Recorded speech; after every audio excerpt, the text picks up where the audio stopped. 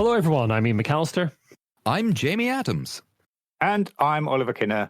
And this is Brainwaves episode 144, bringing the best in tabletop gaming news.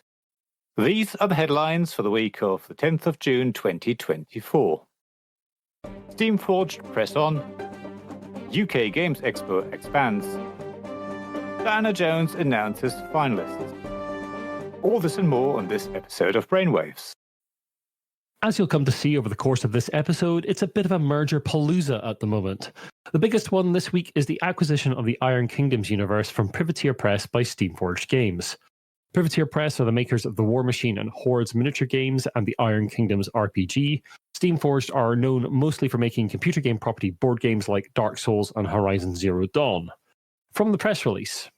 For the past 20 years, the Iron Kingdoms and War Machine have enchanted players and hobbyists around the world with rich lore and immersive gameplay. War Machine's growth has been electric since the launch of Mark IV, with new and returning players around the world getting into the game.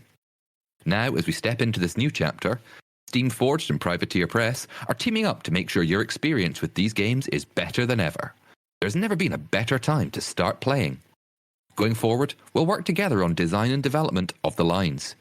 We at Steamforged will be bringing our proven 10-year track record of creating, developing and delivering large-scale games to thousands of players and retailers around the world to turn that growth from electric into explosive. That was from the press release from Steamforged Games, and now from the Privateer Press release. It is with great excitement that we are announcing that Steamforged Games has acquired the Iron Kingdoms War Machine library of properties, including Warcaster, Neo Mechanica, Riot Quest, Bodgers, and all associated board game, card game and fiction titles, as well as the Formula P3 hobby products line. Going forward, Privateer will continue to partner with Steamforged Games to develop War Machine, the Iron Kingdoms RPG, and future products based on the vast intellectual property library that has sprung from the Iron Kingdoms. Privateer will also continue to manufacture War Machine models while working with Steamforged Games to expand the materials the products are offered in, as well as increasing availability in markets where War Machine is not widely accessible. Chief Commercial Officer of Steamforged Games, Matt Hart, said, "There's a real wealth of creative talent and, as you might expect, genuine passion for tabletop gaming in our team. In particular, we all share a special kind of love for War Machine and the Iron Kingdoms. That, along with our expertise in creating games loved by many, makes us ideally placed to collaborate with Privateer Press in shaping the future of a hugely important franchise. There's a profound sense of duty to nurture its growth and potential, and we take that responsibility seriously. We cannot wait for what's to come for the players in this wonderful world." Chief Commercial Officer of Privateer Press, Matt Wilson, responded, "We couldn't have asked for better custodians than Steamforged. Their track record, history with the games, and genuine excitement about the future make them the perfect fit to shepherd War Machine and the Iron Kingdoms into the future, opening up new opportunities and growth channels for all Iron Kingdom titles. We look forward to working with Steamforged in the years to come." Now, there was an update to this acquisition just yesterday, Thursday, the 6th of June. In that update, Steamforged give a better idea of what they're going to be doing with the properties they've acquired. In a post entitled Part 1, Vision and Mission, War Machine and Hordes Manifesto, Matt Hart of Steamforged says, So, in short, our first mission is to preserve what's already excellent and focus on improving areas that need it. Right now, we have two key priorities: strengthening the supply chain, ensuring models and everything else are always available without interruption. This means not only a bunch of back-end work on production facilities, inventory control and logistics, but also collaborating with our distribution and retail partners worldwide to get War Machine into your local gaming stores, or FLGSs. Expanding the game's reach. We want to share this game with as many people as possible. That means implementing a solid marketing strategy to help more gamers discover, or rediscover, the Iron Kingdoms. Engaging with the community is crucial, as is building support through organised play, cool events, and narratives for gamers to enjoy. We want to make sure we're present at key shows, running demos for everyone and anyone. Beyond this, we're integrating the Steamforged Games and Privateer Press teams to synergize on great art, engaging story, and exciting design and development. More details on this will follow, but suffice to say, things are moving in a very positive direction. Now, we'll bring you more on this as we get it. Obviously, there's going to be more updates from Steamforged Games by the sounds of it. Thanks very much to Corey from our Discord for posting about this there. That really helped us out. Now, I've played War Machine quite a bit. I don't know about if you guys have any experience with Privateer Press and their games. Never played it, I'm afraid. Yeah, I mean it's a decent game. It's a fairly sort of dynamic skirmish miniatures game. It did have some fairly sort of repugnant advertising in its early days, where it encouraged you to play like you had a pair. I kid you not. Yeah. I mean, you say I kid you not. That doesn't surprise me in the slightest. Yeah, I mean, it was a good few years ago, but yeah, still awful. Now, I'm a little unclear as to what Steamforge are getting out of this. Steamforge did start their days off as basically making accessories for Privateer Press's games, War Machine and Hordes. So it's kind of full circle.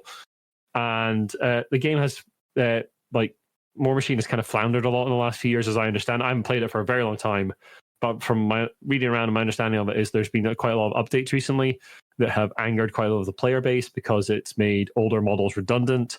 And it means obviously that retailers have stock on their shelves that they can't sell because players don't want to buy it.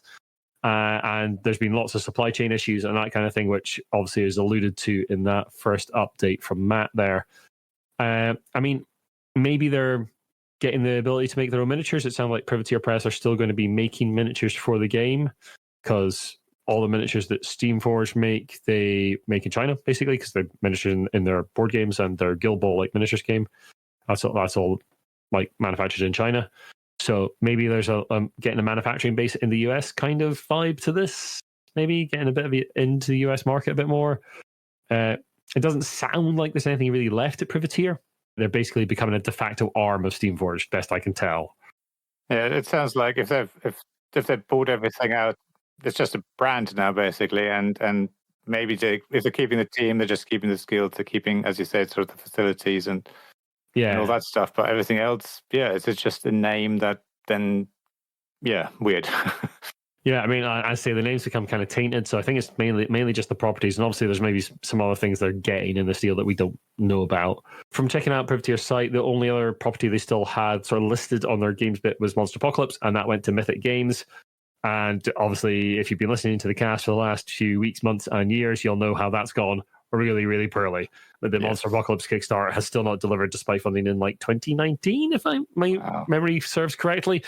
And given the current state of Mythic's Kickstarter project, you're never seeing that game. Sorry, folks. That's just the truth. So yeah, I don't know what's left at Privateer. Obviously, there's some talent there that maybe Steamforge want. Maybe it's purely a nostalgia purchase because that's where they started out. But they're not like Steamforge, much as like I may not have totally jived with their games. I've reviewed Horizon Zero Dawn, folks, and you can go and read that on the site. Like, they're a successful company. They keep delivering Kickstarters relatively on time. They've had a couple of muck-ups with like the Dark Souls board game, and the RPG that they released was a bit of a muck-up. Like it was incomplete in a lot of ways. Reported on that, I believe. We did report on that. I'll put a link to that in the show notes. But in general, as a big sort of miniatures Kickstarter company, they're relatively well regarded and they deliver mostly on time. I may not like their games, but as a company, they seem to be doing okay. So let's hope that it's all good looked after under the new brand. But Oliver, you and I were at Games Expo recently. We were, and what a big event it was. Indeed. So it's over for another year, and just after the doors closed on Sunday, they released their attendance numbers. So the total attendance over the 3 days was 65,281, and the unique attendance figure is 39,306. And I believe the unique one is literally, if you go 3 days, you count as one. So that's the difference. So if you go so the total attendance is basically, spread over 3 days. And we'll come back to that in a minute. It's the biggest ever UK attendance with a 31% increase on last year.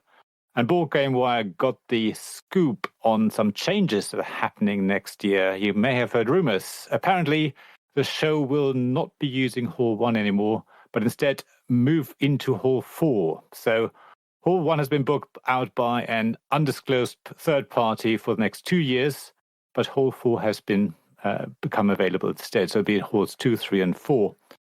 That means the convention's aiming to have 20% more space next year. Hall 1 was only 14,000 square meters, and Hall 4 is 16,700 square meters. So the show is still planning an expansion into the event space using shows like Gen Con as a template, where there are thousands of events on offer. And obviously with this growth, we'll see. Just to give some very quick mental images, people who either haven't gone or don't know the NEC in Birmingham. Correct me if I'm wrong, Ian and Oliver. Hall 1 and Hall 2 are pretty much connected. Yeah, so you go to the NEC is like a huge convention venue and has 5 halls in total, if I remember correctly. So Hall 1 is like to your left as you go into the center, and it's like one of the big ones. And then you can go from Hall 1 up to Hall 2, so they may or may not be connected depending on the convention you go to. They can shut these things off and make little bits. They can do all sorts of stuff to change the shape of the space. But yeah, they are connected, yeah. And 2 and 3 are connected as well. Hall 2 and 3, sorry, did you say? Oh, no, sorry, no, they're not. No. That's wrong. Yeah, But that's wrong. I don't know whether you might be able to connect them up, but I think Hall 4 is sort of separate. So you will end up going along the corridors, which isn't a problem. They are right next to each other, so they are unreached. So that feels still like one coherent event. Cool. Yeah, it'll still be the same amount of walking, pretty much. Yeah. Yeah. So I guess the focus will be Hall 4. The only thing is, I think when you attend the event previously, you would come in probably that main entrance not straight into Hall 1, but it would be straight in front of you, and that would be the focal point. Now with Hall 4 being more further back from that side, maybe the focus will be more on Hall 2 for visitors, unless you come by train and you're coming in the other way, and you're sort of seeing Hall 3 to start with, and then Hall 2 is on one side and Hall 4 will be on the other. Yeah, they're going to have to direct people a bit more, for sure. I don't know about you listeners, but my brain is hurting. But basically, I think I've spoken to a few people, and some exhibitors who've been in Hall 1 for a number of years, and especially I'm talking about smaller exhibitors, indie publishers and smaller creators and stuff like that, they are now wondering what the focus is. So obviously they've been moving into another hall, probably Hall 4 I would gather, but then I'm wondering, well, if we're moving, is it better to actually move into Hall 3 because it's more central? How do I get people to the new stand? So again, people will know where the stand is and find them. And if you're a big brand, you'll probably have a big logo on the floor plan and people will find you wherever you are. With the smaller ones, find it harder. So probably lots of discussions going on. I think there was a meeting during the show with exhibitors as well to discuss that, which was also interesting. It was during the exhibition time. So again, speaking to exhibitors, some were saying, well, I'm exhibiting. I can't go to this event where we're discussing the new hall. So don't know. I'm sure there'll be more communication coming up anyway. That is weird. That does exclude some of the smaller stands I saw. Like I spoke to a couple of. I found the whole thing kind of overwhelming, to be honest, initially, because I've been back for 5 years to UK Games Expo, and it was still big then, but it was much smaller. Like a 31% increase on last year alone is quite wow. That's a lot. It feels like people have like sort of slowly come out of like the COVID, like the strict lockdown COVID times, and like this year is like when people have gone like, oh, it's mostly okay to go back and do these things to people, and it's just gone boom, and like suddenly you got all these people. But yeah, I tended to focus on indie RPGs and the RPG scene because I didn't feel like a lot of press were covering that, so I could sort of carve a little niche there. And there'll be a cast coming out next week with a lot of my interviews with those folk.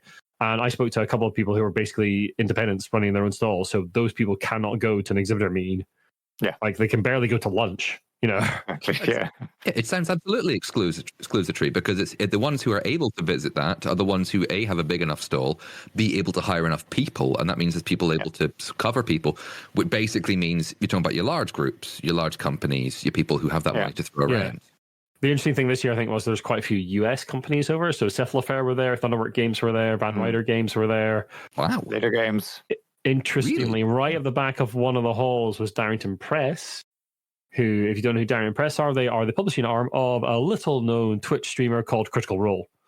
Never heard of them. Never heard of them, yeah. So I think I have a strong suspicion they were testing the waters of UK Games Expo for a bigger release next year when their big RPG, their D&D sort of rival Daggerheart is coming out. Ooh. So I'd imagine you might see Darrington Press back in a bigger way. I got a review copy of Candle Elixir from their marketing person, Katie. Oh, really? Lovely. Very nice for her. Yeah. Nice looking book. I'll be doing a first read of that at some point, and I'll get it to the table and then do a play focused review as well. Looks pretty cool. Yeah, so it's interesting to see what happens. I'm sure there'll be more communication. And what is also interesting, if you are going next year, if Hall one is booked around the same time, does that mean there'll be more people trying to get to the NEC around the same days? I don't know when they actually shut and close the event. So for a couple of years, there was like a sci-fi sort of like Electromania. Collectomania. Yeah, that was in Hall 5 for a couple of years. The one on the other right side. Yeah. Yes. Because last time I went was also 2019. Yeah. So that was when Collectomania was still on. So yeah, that was in the hall directly from the other side. And just to clarify, NEC is much bigger. I had to walk to one of the hotels further apart, and you walk like through hell up to Hall 12. Wow. It's a huge area. I don't know how much of that is used regularly and stuff. And obviously for UKG attendance, you're focusing on those sort of halls 1 to 4. But it's a huge place. I had a query. Again, it's been like 5 years since I've been there as well. Was there any use of the Hilton? Yes. Yeah, there was some open gaming space in there, but not nearly as much as they've had in the past. Cool. I'm just wondering. Yeah, it's the usual sort of RPG sessions. I think the Starship Simulator and all that stuff isn't there. Cool. Yeah.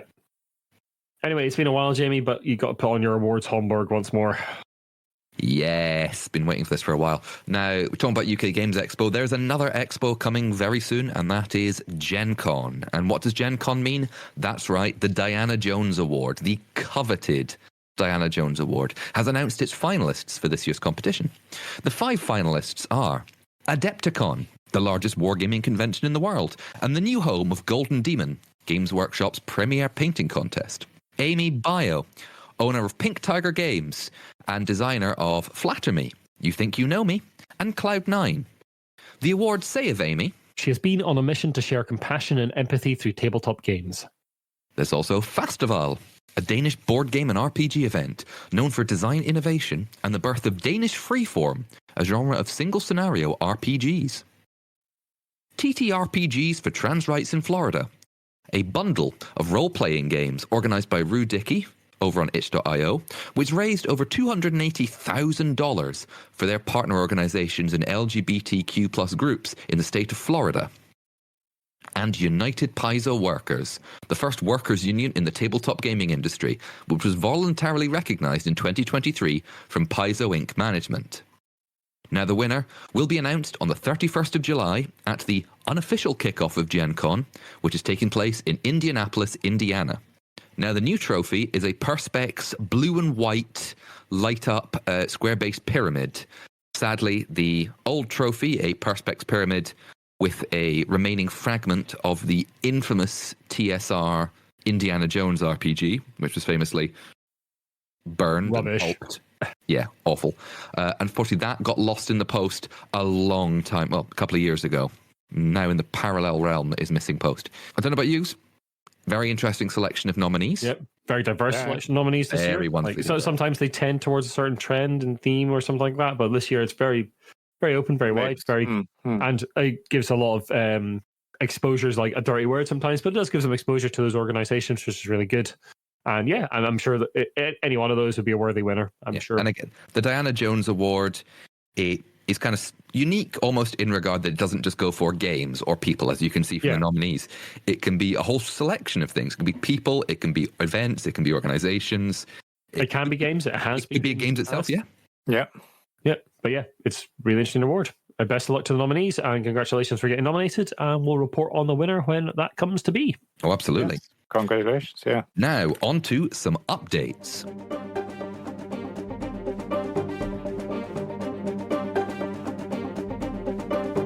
Just under a year ago, Elizabeth Hargrave, designer of cultural juggernaut Wingspan, amongst other games, posted a thread on Twitter pointing out the lack of female nominees for the Spiel des Jahres that year, and criticising the pipeline for game production in general that resisted women designers.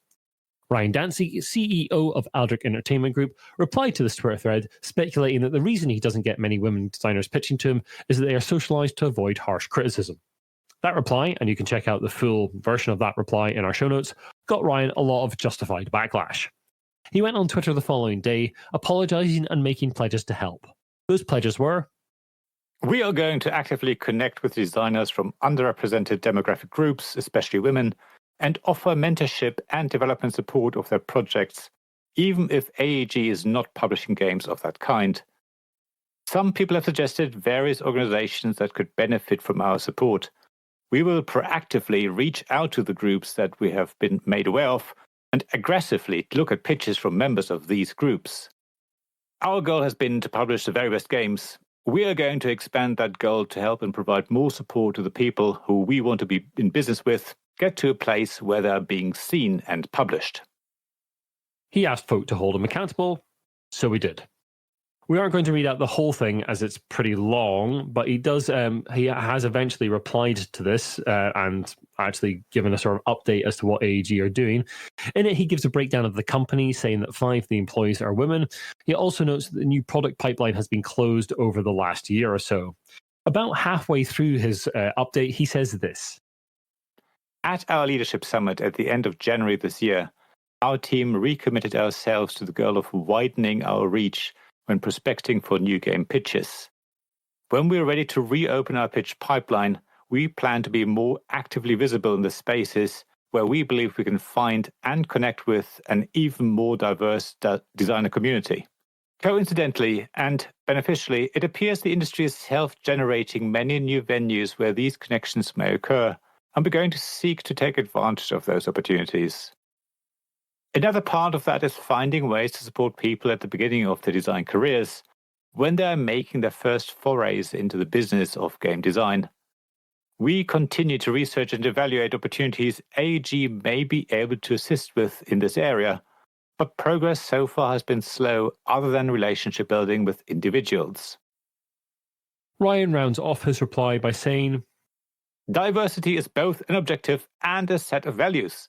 I'm proud to work for a company that has embraced the challenge of being a part of the change that the industry needs and is experiencing, and I'm happy that we are on a path of continuous improvement in this area that is generating results. Except, Ryan, that you are not on that path in any way or form. Your 3 pledges from last year, you've done literally nothing towards. You're just saying, I've read this reply in full, folks, and I do encourage you to go and read it. It's a bit long for us to read out on the cast, but it's not actually a long read.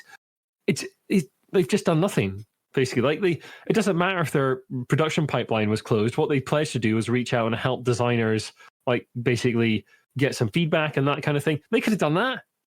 I'd have loved them to have done that. That would have been brilliant. That would have been fantastic.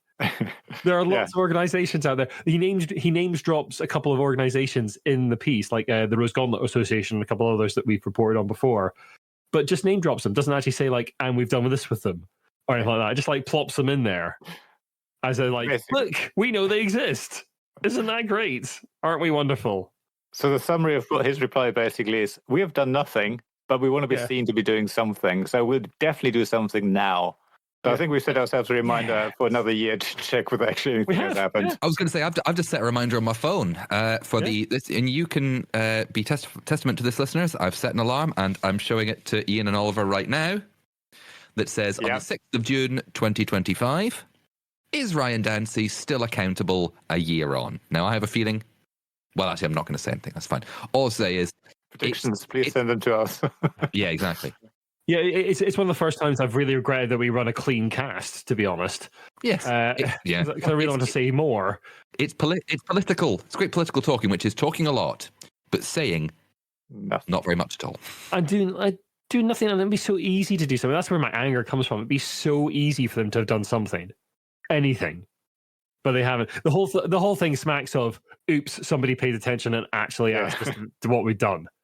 That's what this industry has remembered things. Well, that's strange. People are asking me something I said a year ago. And this is why we need good journalism and good criticism and good journalism in the tabletop industry and in any creative endeavor, folks. That is why you need this stuff. I just signed up to Rascal recently, which is the new RPG review site from Lynn Cadega, Chase Carter, and their compatriot whose name temporarily escapes my mind, but they're doing some great work over there. I've just signed up to that. It is paywalled, a lot of this stuff. You can do a monthly subscription kind of thing. Work is fantastic. There's a lot of there's, I'm sure some of our listeners are aware that Dicebreaker haven't posted stuff in a long time because they got bought over by IGN recently, and there's a lot of rumors going around there. We're not going to report or confirm anything there because we don't know, but it doesn't look great. Dicebreaker might come out on the other side, but it's probably going to be a very different site, and they were doing some decent criticism as well. We need this kind of thing to hold people accountable, or this is this is horrible, like what Ryan said, and the reply, and that he hasn't done anything. But in the scale of what could be happening in the industry, is kind of minor. But it lets bad actors start to get away with stuff, and that can, snowball out the way a bit. Could. None of this, a lot of the time. Yeah, none of this should be happening, to quote Malcolm Tucker. And actually, one of the few things I think I can quote Malcolm Tucker that is suitable for all audience. Suitable broadcast. Yeah. But now, our next update is from way back in October last year, I think, if I remember rightly. It is. Yet we haven't forgotten about this. So last year in October, in episode 131, we reported that the Essenspiel Games Fair, the largest tabletop convention in the world, was using, guess what, AI art across the estate to promote the fair. The images were creepy, and the organization weathered a storm of very justified internet anger. Verlag, the company that runs the show, said to Board Game Wire, "The online discussion was big, or semi-big. We got feedback via mail, especially from artists exhibiting at Essen, saying, 'Hey, we don't like that.' Some American exhibitors also said, 'Not the best choice, maybe.' So we realised there was a discussion going on about 2 weeks after putting the pictures online." The same representative said, "We have to keep in mind that there are ongoing uncertainties regarding laws and all that, things that we were not aware of in the beginning. The development of the new technology is discussed in law and society at the moment.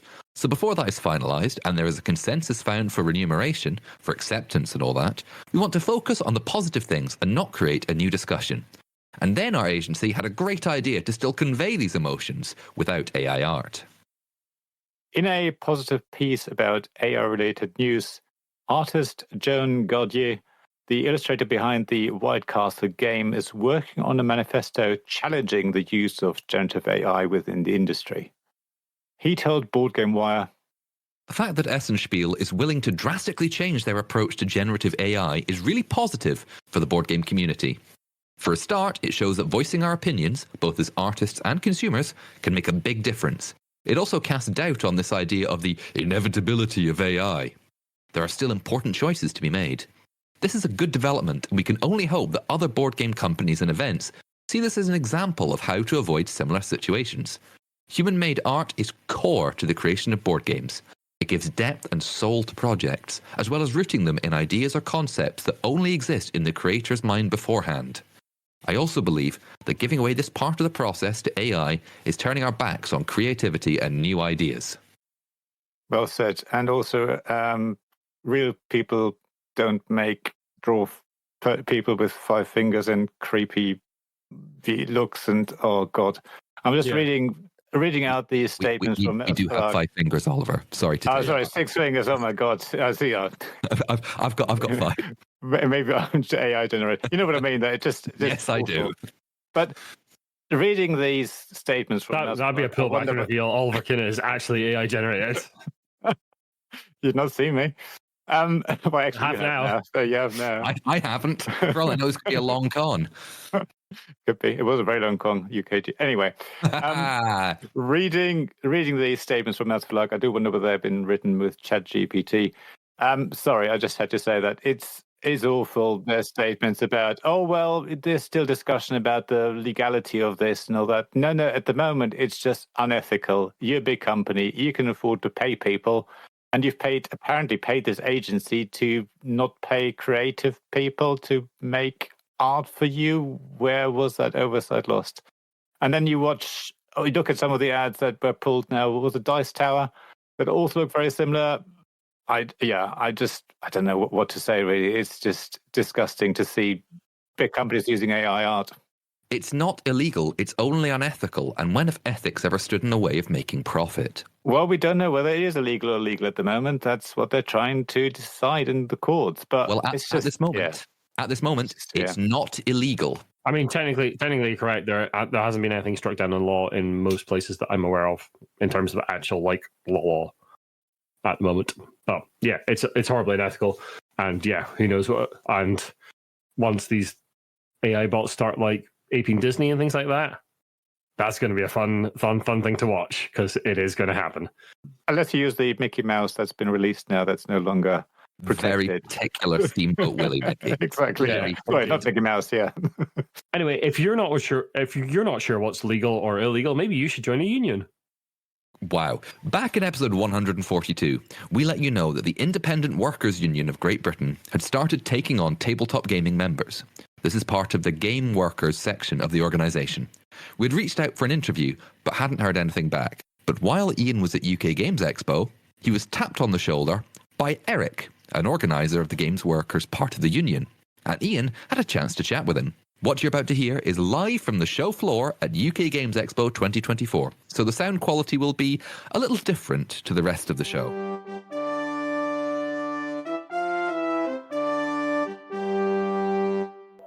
So I've just grabbed another interview at the Solar stand. I'm here with Eric, who is behind the sort of union that's just sprung up for tabletop game folk across the UK. Can you tell us a little bit about how that's come about and how people can get involved? Yeah, absolutely. Yeah, so as you said, I work part-time at Somerville as operations manager, and I recently started a role at the IWGB as organizer at the Video Games Workers Union. So who are the IWBG? The IWGB are a trade union in the UK, and they have various branches for different industries. Right, cool. And so I started working there as at the Game Workers branch. Fantastic. So the Game Workers branch started a few years ago, primarily focused on helping the video game industry. Right. And our members recently tabled a motion to expand the constitution and invite on board tabletop game workers and board game workers at large. Cool. So the IWGB is entirely member-led. Right. So the actions that we take are pushed on by our members. As an organizer, as a member of staff, I don't get a vote on these things. And so all of these things happen, thanks to our members. Great. So why is that come about now? Why have the members taken that decision now to sort of accept tabletop game workers? I think, to be perfectly honest, I think it was just a case of somebody asking, why don't we do that? Why don't we do that? Yeah. Okay, sure. The games industry has a lot of freelancers working in it, which is obviously overlaps quite well with tabletop workers. Yeah. I kind of, as an organizer, and I've been part of the tabletop scene for a few years now, so I'm decently well connected, and I was, I supported the move. I thought this is actually a good way to use my position in the industry, both as an organizer and as a tabletop worker. So what are the benefits for some freelancers that might be listening to this to join the union? What do they get from it? So right now, you can ask for contract reviewed, right? But our members, this only started a few weeks ago, really. Of course, so we're still trying to grow our membership, and then it's a case of whatever our members want to take on, we'll support them in doing that. Right. So from the conversations and the meetings we've had so far, we've spoken about working on a code of conduct, right, for publishers and employers to follow. Yeah. Setting a kind of baseline rate. We have a lot of, obviously a lot of our colleagues are based overseas in the US. A lot of the companies that our freelancers are working with are also based in the US. Yeah. Okay. So it's about getting in touch with US unions and facilitating that kind of conversation. Sure. Making sure that conditions are, beneficial for both US workers and UK workers. Cool. Have you? What are the sort of ambitions to grow that in the future? Is it for all tabletop workers, role playing games, board games, card games? Doesn't really matter. Yes, absolutely. Yeah, everyone. If you're involved in the making of games, be they video games, or board games, or card games, you're absolutely welcome on board. Yeah, I mean, and at Brainwaves, we have told people multiple times to join a union if they can, because big companies do not care. See all the massive layoffs recently, Wizards of the Coast and Asmodee and all that. So it's definitely worth it. Yeah, and there's a lot of there's unions for fiction writers, fantasy writers, screenwriters, but we found that our members don't really get the support that they need through those. Not always. Sure. And so I thought, it'd be great to use all the video game experience and. Good. Yeah. Great. Well, thanks very much for your time, Yeah, Eric. Appreciate it.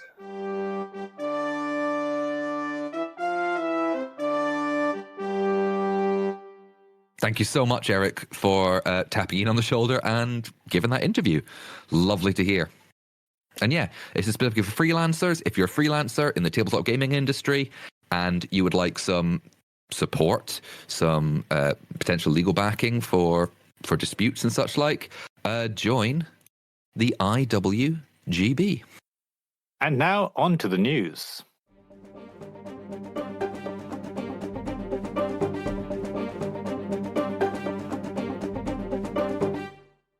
Now, we told you it was a Merger Palooza and...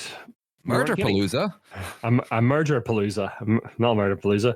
Roll20, the biggest of the virtual tabletops that allows users to play role-playing games with each other online, has added another quiver to its bow. Back in 2022, Roll20 grew by acquiring One Bookshelf, the company that runs Drive-Thru RPG, the biggest online PDF store for RPGs. Now they have picked up Demiplane. Demiplane is an online character sheet portal for RPGs with an impressive interface and built-in dice rollers. There are not a lot of games represented on Demiplane at the moment, so why would Roll20 want to buy them? Well, one of the games that is represented is the forthcoming Daggerheart from Darrington Press, the publishing arm of Critical Role.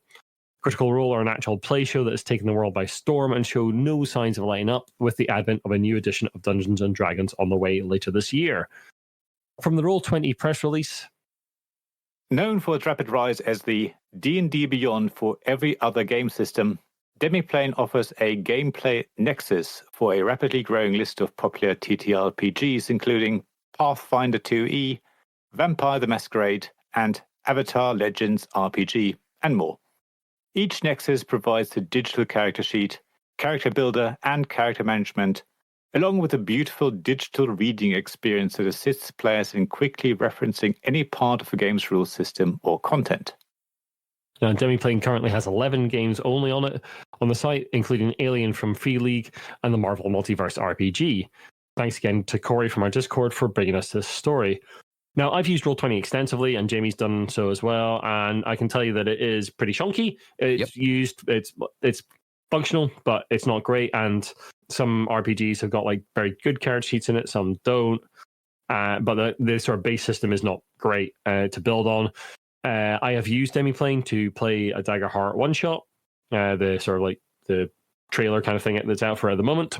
And it is very good. It's an impressive interface. There's like all the mechanics are built into it. You can easily reference rules and that kind of thing.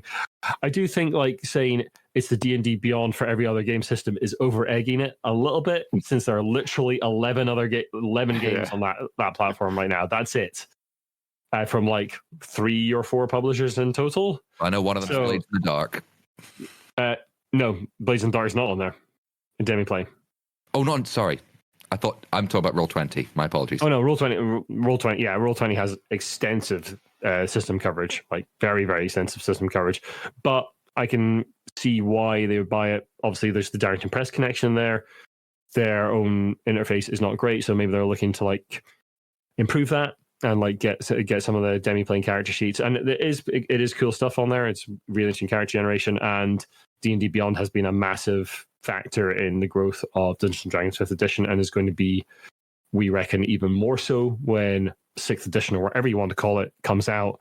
The digital integration is probably going to be a step up again. So yeah, makes sense for Roll20 to have acquired Demiplane, and we'll see how they grow in the future. Speaking of growing and acquisitions, Mantic, the UK publisher of the Kings of War miniatures game, amongst other titles, has acquired the brand and assets of River Horse. River Horse is a UK company probably best known for the Labyrinth and Dark Crystal board games. CEO of River Horse, Alessio Cavatore, has worked with Mantic CEO Ronnie Renton before, when they were both at Games Workshop. The first game produced under Mantic will be the 4th anniversary of the Labyrinth board game. Now, you two seem to know more about Mantic and River Horse, so I'll let you have it. Mantic, I mean, obviously after the IP here, again, it's another weird collaboration, well, a weird merger like we had above with Steamforce and Privateer Press, where both companies are going to continue to exist, but Mantic are doing the sort of heavy lifting of distribution and development of games and that kind of thing. So it sounds like they're after the IPs mostly. What that'll mean for the future of River Horse, I don't know. But yeah, I could see, for instance, like a Dark Crystal Miniatures game. And if you don't think that would work, please check out Moonstone from Goblin King Games, which has that kind of vibe to it, for sure. I'd also like to point out the River Horse, as well as doing games like that. They also have done the My Little Pony Tales of Equestria role-playing game, which apparently was very good. I have no experience with My Little Pony or the role-playing game, so I will not comment on that. However, I will comment on the Labyrinth board game. Go on. It was a thing. Okay. Yeah, it was notoriously not very good. All right. No. But moving on swiftly. GameFound, the tabletop-focused crowdfunding platform that has risen to prominence over the last couple of years, has announced a change to the way it operates. Entitled Creator Stores, this feature will allow folk to use GameFound to make storefronts to sell their goods. From the update... With the most recent platform update, creators can start new projects under the store category. You can create one store to sell items you have in your inventory that are ready for shipping. Of course, crowdfunding and other options will remain available at all times. We're ensuring that in-store projects and transactions is as simple as possible. We'll put links to the page where you can find out all about this in our show notes. And once again, thank you so much to Corey in our Discord for bringing this to our attention. Now, we have said many times on many crowdfunding things, especially about Kickstarter, because Kickstarter have said, Kickstarter is not a store. But now GameFound is, sort of. They are, yeah. I think they're going to be pretty careful here. Yeah, I think so. Like, if they dilute what they're offering, do they risk, like, alienating alienating people and alienating creators? They're going to bring money to their platform. And also, do they risk potentially confusing consumers as to what's crowdfunding and what's something I can buy right now? I don't know. If they make it clear, maybe it'll be good. I mean, people will be able to do things in one place. Don't know. Yeah, I think it's going to be confusing to start with. We'll see what they do with it. But ultimately, lots of crowdfunding campaigns have like a pledge manager afterwards, and then you can blade pledge, so it's almost a store at that point, even though I know the game hasn't produced by then or manufactured by then, but it sort of feels like it's a natural sort of extension to what GameFound is doing. But yeah, they have to be careful how they present this, definitely. Yeah. Speaking about confusing things, we are talking about when is a board game and not a board game? Well, when it's both. So, see, a board game can be a board game and not a board game at the same time. And the final state is based on whether it has been observed or not yet, and how the wave function collapses. Why are we talking about this? I'm not really sure. Well, Germany's Federal Ministry for Education and Research has provided 820,000 euros to a project led by Uwe Rosenberg. The project is developing a game about quantum technologies to help teach about the workings of research laboratories. Laboratories? Yeah, I always never know when to say laboratories. Yeah. The project is called Quantista, and the first prototype of the game will be played next year. The publisher, Skelly Games, will produce 3,000 demo copies for game fairs and cafes and make the game part of their catalogue after the project is over in May 2027. Except it might not be over, or maybe it is both, depending on whether you're observing it or not. But yeah, no, it's just nice to see more sort of science-y games that are actually used as a teaching tool rather than, just for entertainment. So yeah, interesting project, especially quantum technology is always interesting. I think edutainment is for years now, for over 30, 40 years, it's been a very difficult line. Pardon?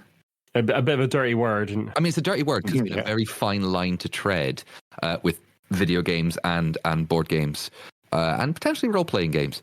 Like things that stick in my head, things like Genius Games, who for a long time did science-based board games. I had one called Cytosis, which was a worker placement game based in a cell. I found that quite interesting, personally. Not to everyone's taste. But, let's see how this goes. And quantum engineering, or quantum technologies that use quantum mechanics in engineering. Quantum computing's the big one right now. Yeah. In terms of like getting computers to be faster. Okay. And if the name Uwe Rosenberg sounds familiar, some of the biggest worker placement games, literally the biggest, things like, correct me if I'm wrong on this, Agricola, Verna. I was just going to say whether in the game you have to feed the quantum. I don't know. Maybe you do. Because it's all those games obviously know where you have to feed your workers. Feed your workers. At some point. Yeah. What's the one that you have, Ian? A feast for Odin? Feast for Odin. Okay, yes. we'll get to play at some point. Maybe. But no, this does sound interesting, and I hope it walks a good line, and it is not only informative, but also, most importantly, a good game and entertaining. So, dual importance, I think. Okay, 3 importance. A good game, entertaining, and informative. Well, it's quantum, so you can have 3 or 4 or 5 all in one. I didn't do physics, so I'm going to take. I can't remember how many types of quarks are. Quite a few. There's only. I think you found there's only 1 quarks on Deep Space Nine, but then he's going to franchise out much later. Anyway, moving on to something less tasteful. Now, crowdfunding is full of strange projects, barely their ideas, and flights of fancy. But sometimes, though, there's just things that look like a scam. If you're into tabletop gaming at all and use social media, it is likely that you will have seen an advert for the First Wonders collectible card game. This is a project that was on Kickstarter, then wasn't, then was again. The reason it was taken down was part of the model involves NFT, non-fungible tokens, something we haven't spoken about on the cast for quite some time. Players could speculate on these, and Kickstarter doesn't allow that kind of thing on their platform. The project is back up, but there have been all sorts of odd signs around it. The game itself promises cards that are never going to be reprinted, and has had accusations of not only the art of the card game being AI generated, but that some of the team members attached to the project may not exist and may just be AI avatars. There's a former Magic the Gathering designer attached, but with some of the team members, it is hard to verify their existence. The pseudo computer-generated profile pics don't help either. Just when you thought this couldn't get any worse, it seems that some of the game's fans and its developers think doxing people is okay. Now, doxing is the act of tying an online public presence to a private one, or even real-life details of that individual. It is an incredibly dangerous thing to do, as you don't know what an individual might do with that information. Jeff French, the CEO of the company, doxed a member of the community in the Kickstarter comments, linking the individual's profile on Kickstarter and the one they have on Board Game Geek. There are a few folk defending Jeff in the Board Game Geek thread we got this from, which we'll link you to in the show notes, and they are incredibly wrong. The project is going to fund. It's currently just under $1 million, and I wouldn't touch it with a 10-foot barge pole. This isn't going to work at all. As a game, it might work to make them money, but it is not going to work as a game. If you have a competitive scene for a card game where you literally can't buy the cards anymore, then all you're going to do is push folk into the collector's market, and that's going to make them more money. If there's any NFT stuff attached to it, I guess. But if it's just being sold between players and they just own the cards, I don't see how it's going to make the company money. They plan to launch this in November as well, and they're funding now. All right. That's an incredibly short period of like getting this thing done. I can't believe I have to say this in 2024. But if you're someone who is listening and going, yeah, doxing is okay. Yeah, it's fine. It's fine. I'm going to say right now, I'm sorry. I think you need to have a real look at your values. Yeah. Why? It's not okay. Why? This has been not okay for a long time. Why do we think it's okay? I think it's technically illegal in some places as well. Yes, definitely. Yeah. So yeah, do watch out for this company. They have been incredibly critical of people who are critical of them, but that's okay. We don't mind. Well, yeah, just stay away from this game. There are lots of companies out there. If you want to play a CCG, there are loads of them coming back. Like that model of game is coming back, and there's quite a few different ones out there from legitimate companies that you can buy and play to your heart's content. Go and do that instead. That's my advice. Or if you really want to find like collectors and stuff, find some of the old collectible card games that were around in the 90s, like the Austin Powers role-play. Sorry, not role-playing game. Collectible card game. I don't want to think of an Austin Powers role-playing game. I'm pretty sure there was one. Almost certainly. Yeah. One of the fun things you can do on eBay is buy yourself a big box of old CCGs for very cheap and play them. And that's fine. Why not? Anyway, let's move on to some jobs, opportunities, and events.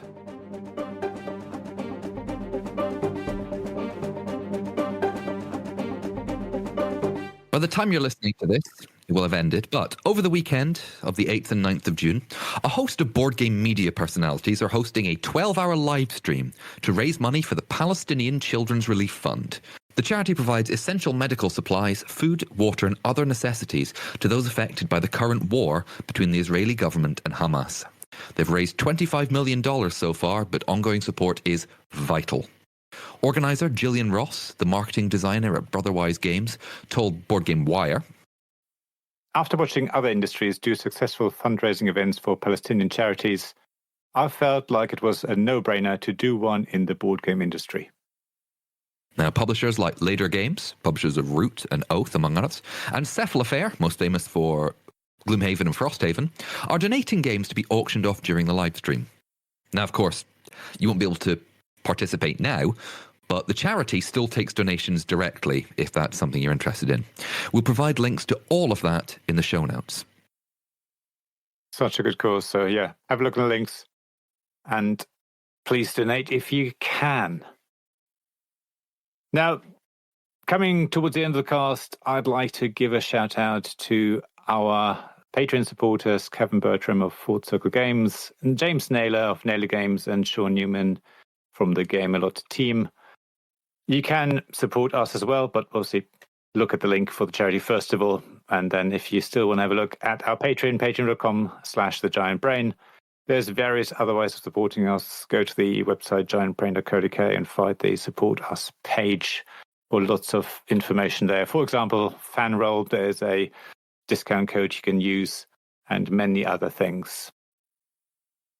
Now, the last thing, Jamie, you've got some liars apparently coming your way. I mean, listen, I've been away for a bit, and I couldn't do the last record, and I was away in Shetland and Orkney. Liar.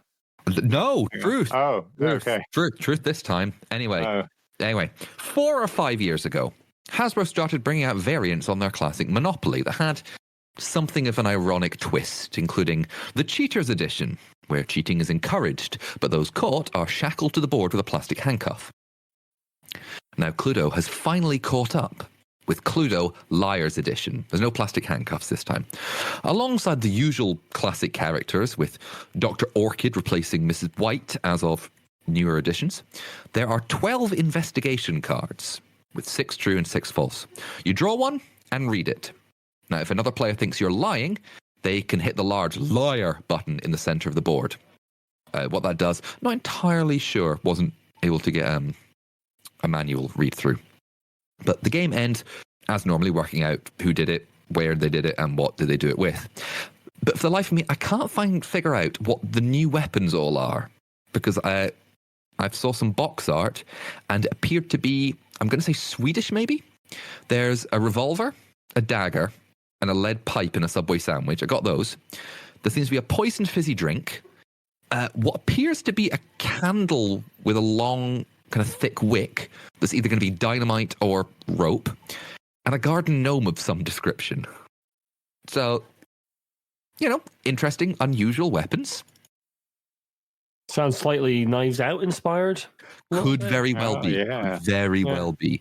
I haven't seen any of the Knives Out, so I'm now going to go in and watch it and assume that Death by Garden Gnome is something that happens. If not, I will be supremely disappointed. I know, sorry. You will be supremely disappointed, I'm afraid. But you should watch Knives Out. It's very good. Yeah, apparently. How do you, again, sure, we don't play a lot of, well, I don't know about you guys. I don't really play much Cluedo or even Monopoly. No shade on anyone who does. Of course, you enjoy it. Fantastic. But it's like just the changing of the formula. We've seen it obviously many over the years now. We've got the Cheaters Edition. We had the longest game of Monopoly ever. We had Monopoly Socialism. We had that kind of stuff.